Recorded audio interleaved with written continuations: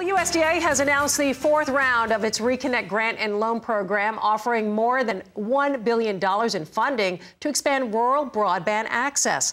Connected Nation Chairman and CEO Tom Ferree joins us now. And Tom, thank you as always for joining us here on the show.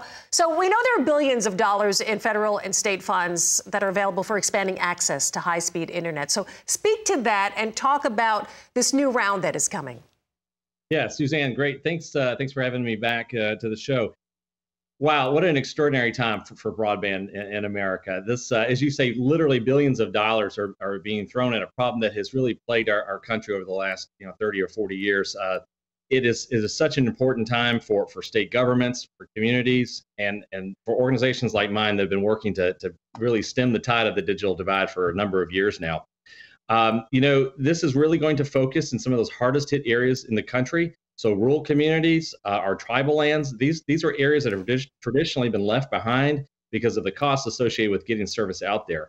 And I really want to, commend the government and the administration here for understanding that, it's not just the last mile, which is, that network connection that's most visible and maybe apparent to turn up a business or a consumer.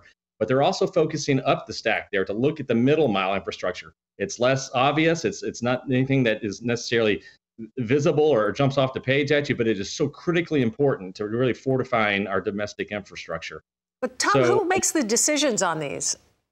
Well, that's a great question, Suzanne, and it's going to be a very comprehensive network of folks that do this. The federal government obviously has provisioned these funds. It's going to be at the direction, though, of the state governments. They're going to have incredible influence in understanding where these dollars need to go best. I mean, it's the right place to put it. The people closest to the communities. But that's going to engage the communities to really help work with the state governments to understand where is it eligible, where do we need to challenge the information that the federal government has to make sure that those dollars get to the right places to really make a difference. Are there some states, I know this is really kind of drawn out on a map, and I actually jumped on the map and you can see the hot spots, 4 corners of the United States, as you say, some tribal areas. Are the states preparing to challenge these maps? Absolutely, they will. And what you will see there is the first cut that comes from the federal government is going to kind of like lay out the table, if you will. And the states are going to have an opportunity to really say, we agree with that data or we don't agree with that data. And if we want to challenge it, then they're really going to have to work with groups like Connected Nation and others who really curate their own data, challenge that, because at the end of that challenge becomes the appropriation that the states are going to get. So there are literally millions and in some cases, $1 billion at stake here to make sure that this data is accurate, because that's what's going to set the momentum for the deployments. Yeah. So I know, Tom, a lot of people watching now going, hey, we need the help. Can they go to Connected Nation in helping with finding out if they're eligible?